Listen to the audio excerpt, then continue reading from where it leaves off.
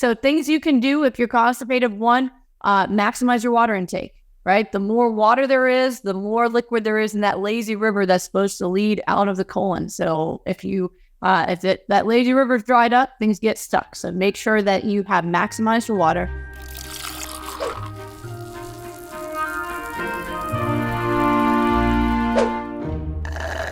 Bowel issues. We have some contradicting bowel issues depending on which camp you're in. Some of you guys are doing well, tolerating it, and that's great. If you have slightly loose stools, but you're not having diarrhea, meaning you're not like going to the bathroom every few minutes, but it's like a few times a day and it's kind of mushy or loose, that's perfectly normal. It's perfectly fine. But if you have extremely loose stool, like you're going to have an accident, you can't leave the bathroom, you can't leave the house, do use the L-glutamine powder. It really makes a difference in firming those up for people. So 3 to 5 grams a day in water can really start your day off where it will bind stuff up a bit more for you.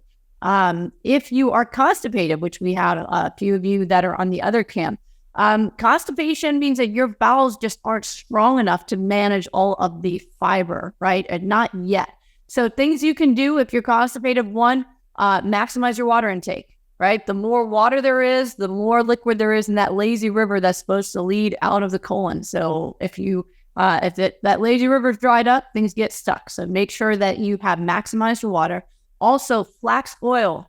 If we can lubricate that tube, things are going to go better. So for some people with constipation, they can use more than 4 tablespoons of flax oil a day. 8. I even had one guy with chronic constipation use 12 tablespoons a day, and it was the first time in his life since he had Crohn's disease that he didn't need laxatives. 12 tablespoons a day would cause someone with normal bowels to completely explode, right? But for him, it worked. So it's okay to titrate up that flax oil. You only get the benefits of omega-3 and it'll help things move more easily. You can use magnesium citrate at night. You can use caffeine in the morning, which is a bowel stimulant.